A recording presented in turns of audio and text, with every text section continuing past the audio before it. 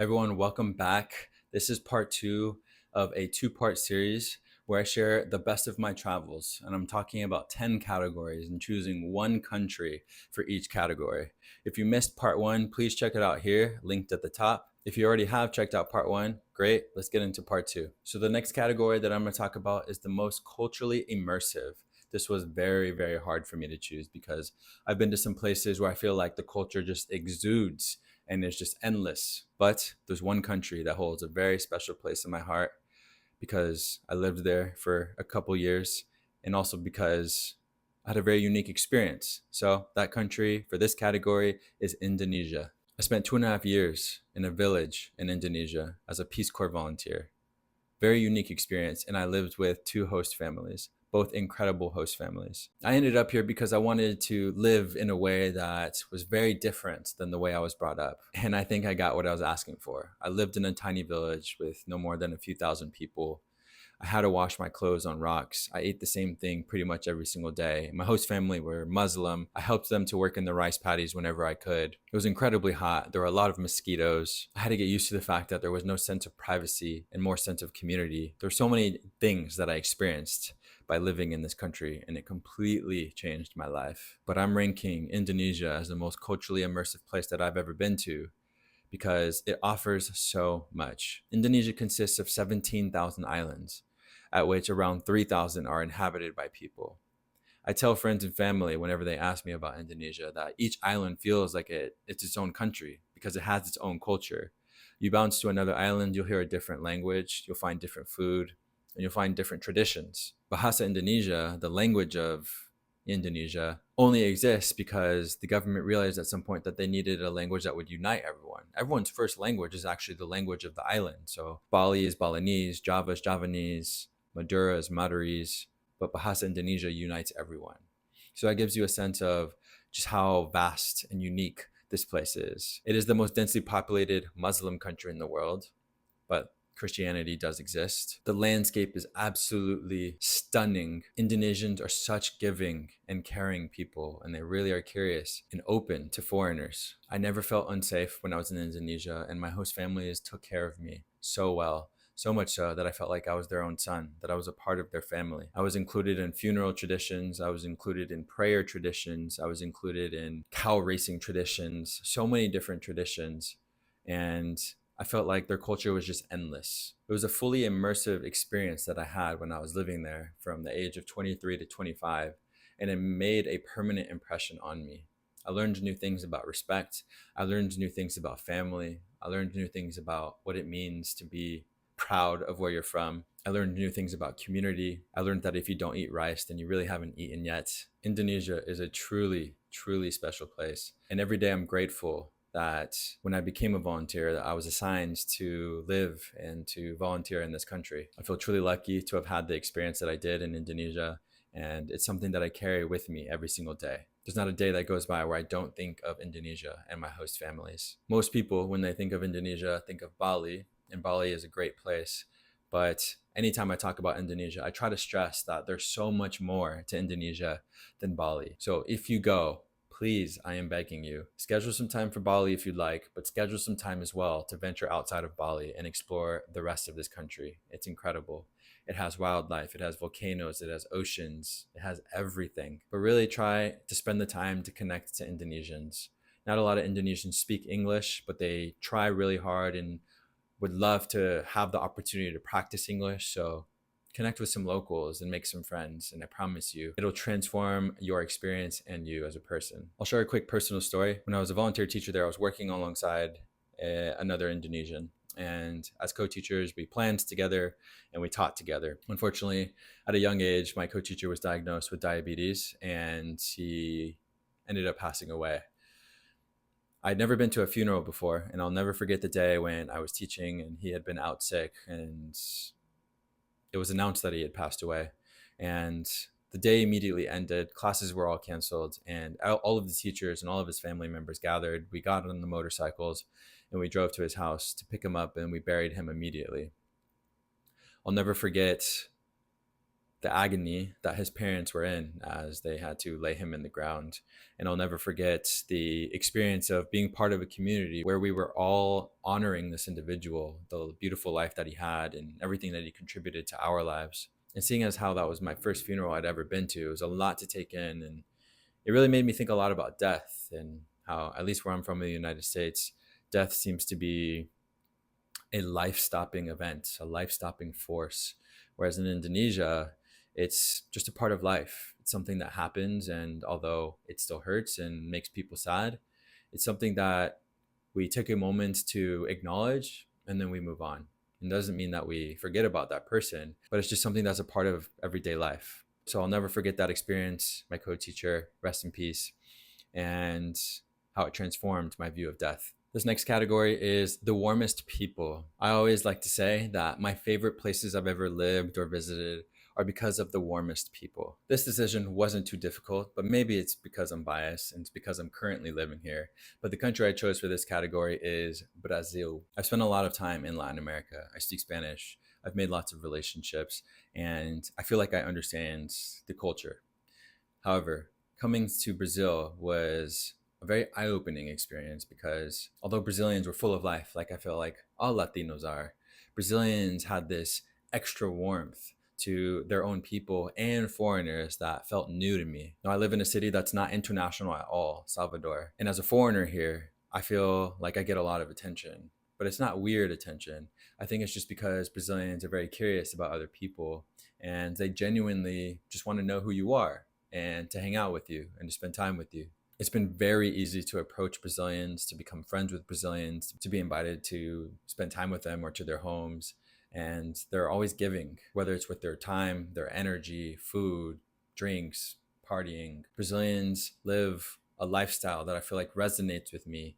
And I've always felt like Brazilians also understand the importance of living and being with people that you love. They're very open-minded and fluid. And at the same time, I felt like I've blended in because there's no way to clock what a Brazilian looks like. They're such a diverse and vast people, and the country is so massive that since anyone could really look like a Brazilian, you naturally just blend in and no one really questions how you look. I don't feel like I'm being judged at all. It's really the energy and the warmth of these people that has made me incredibly happy to have lived in this country for almost 2 years now, to be able to speak Portuguese and to have an incredible adventure living here. I feel very lucky and fortunate to be here. And if you ever get the chance to visit this country, spend time with the people, make relationships, even if you don't speak Portuguese, I guarantee you'll be able to make a connection because that's just how warm the people are. It's their energy, it's the smiles on their faces, it's the way that they dance samba. There's so many different things that really remind you that we need to be enjoying life as much as we can. This next category is the most underrated. This one was also quite an easy choice for me because I visited this country. It was very unique and I didn't really know anyone else that had been to it. And I was quite surprised that more people hadn't been to it. This country is El Salvador. I understand why a lot of people haven't visited this country, and it's because it has a reputation for crime and violence and gangs. But I'm happy to report that after spending a few weeks in this country, that it's one of the safest places that I've ever been. It's not to say that these things that people hear about don't exist, but El Salvador and the president have worked so hard to make it a safe place, to drive tourism, the first country that accepts Bitcoin as a currency, done a lot of cool, unique things to put itself on the map. It offers surf, it offers delicious food. It's a small country, so it's easy to travel around. We hiked a volcano here. We took chicken buses with no problems across the country. We went to the wild, wild east of the country where there was not much development. We got to enjoy beautiful views of the ocean and nature. And we didn't really encounter that many people, so we felt like we were truly there just with us and the locals. Another reason is because El Salvador is surrounded by other amazing countries like Guatemala and Mexico. And so people spend time visiting those countries rather than El Salvador. But I'm here to tell you that if you go and visit, you will not regret it. One of the more memorable experiences that I had that I won't ever forget is us grabbing a motorcycle and cruising to this remote beach and then stumbling upon this little beach club. And we got to eat delicious food, listen to good music, chill in the infinity pool overlooking the ocean. And then the concierge informed us that the bracelet that we paid for to get into the beach club included riding horses on the beach. And so we got to do that as well. And I remember just how peaceful it was, how safe we felt, and how gorgeous the surrounding nature was. They have a hashtag in El Salvador, which is called Don't Skip El Salvador, just because they want people to visit it more. So if you do get the chance, if you're considering and spending time in Central America, I highly suggest this country. This next category is the most eye-opening, and the country that I chose is South Africa. Now, this was a bit of a unique experience because I didn't go to just South Africa for vacation or for leisure. I was doing a mini internship, and the internship took me to explore what local South Africans were doing to promote wellness and health and transformation in their country. So I did things like visited sexual health clinics, and I met with people who had been HIV positive and discussed their experiences with HIV, visited the Apartheid Museum to learn about the contrasts of the city and the history that is so important, yet you still feel it's a city of beauty, inequality, and resilience. I went to South Africa when I was 20 years old, I believe. And in my naive, ignorant states, I wasn't really quite sure what to expect, but any image that I had of South Africa was based on the media or things that I had just heard. And so I really wasn't sure how developed of a place that I would stumble upon. And I remember when I first landed in Joburg that I was surprised how developed it was. That's a testament to my own ignorance at the time. It's not to say that anyone else would think the same, but it's something that opened my eyes and was a positive for me. One, because it immediately destroyed all of these stereotypes that I had had of South Africa. But two, I was then able to bring that back to my family and friends and to share that information with them, and in turn maybe change their own perspectives. It's not to say that it's a perfect city, but it's a place that I was impressed by. And I think it's a really interesting place considering its history, considering the impression that Nelson Mandela left on that country. One of the more memorable experiences that I had was when I was there with the other interns. We happened to be there on what's known as Madiba Day, the birthday of Nelson Mandela, and we planted trees in his honor.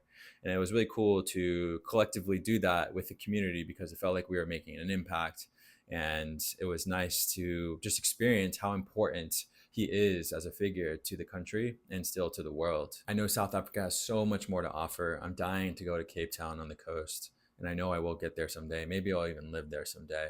But it's a truly eye-opening place. And if you ever get the chance, I think it would be especially important, one, to be able to learn, but also to be connected to a place that I think has affected the rest of the world. And the absolute last category that I have for you in this two-part series is the place that I would return to. Now, if you're like me as a traveler, I feel like I just don't have enough time and there's too much to see. And so if I have a choice between going to a new place or going back to a place, I'm more than likely going to choose going to a new place because I want to see as much of this planet as I can before I die. But what places would I go back to, even if I had the choice? The country that I chose for this category is Nicaragua. I spent about 2 months in this country, and I was fortunate to be able to travel and explore this country with one of my good friends who's Nicaraguense, born in the Bay in California, but his family is from Nicaragua. And he was able to show me the country through his eyes, and we were able to explore a lot of the country, which also isn't big. One of my favorite parts of Central America is that the countries are not large and they're easy to explore. And I fell in love with this country. All of its beauty, the people, the adventure, and all of the experiences I had there made me just feel like everything was in alignment. It's where I got to DJ a lot with people I just met. I got to get my advanced open water diver certification on Corn Island, which is on the Caribbean side. I hiked a couple volcanoes and went surfing in various places. Is a truly special place. Reminded me a lot of Indonesia, and everywhere I went, the people that I met were so hospitable. Maybe it was the point in my life that I was at, maybe it was the people that I was with, but I just remember feeling so good and feeling so grateful that I had 2 months to explore that country. It's a truly special place.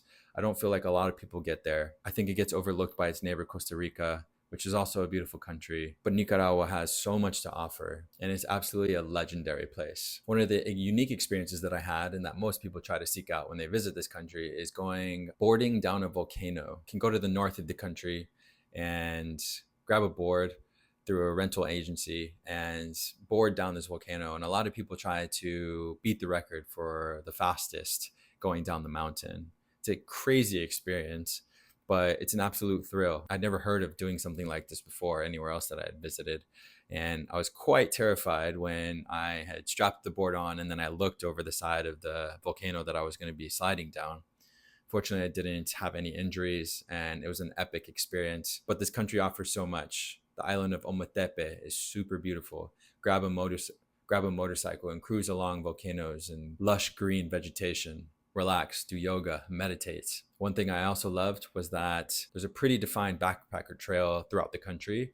And so, no matter what route you decide to take in visiting all of these beautiful places, you'll probably bump into other backpackers that you met in another place. And it's so fun to bump into these people and to exchange stories and just realize how stoked everyone is because it's such an incredible country. So that's my best of travel series. Please send this to a friend if you found it interesting or if you're thinking about going to any of these places.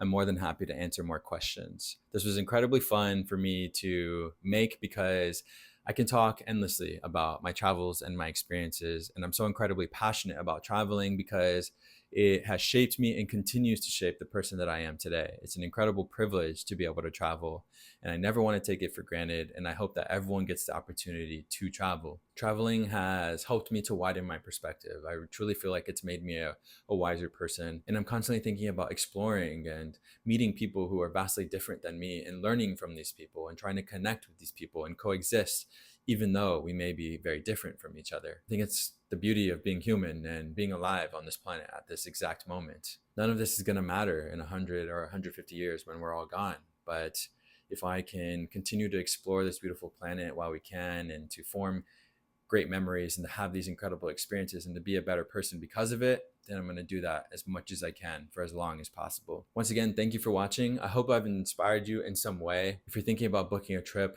do it. Don't think twice. Thank you, and I'll see you in next week's video.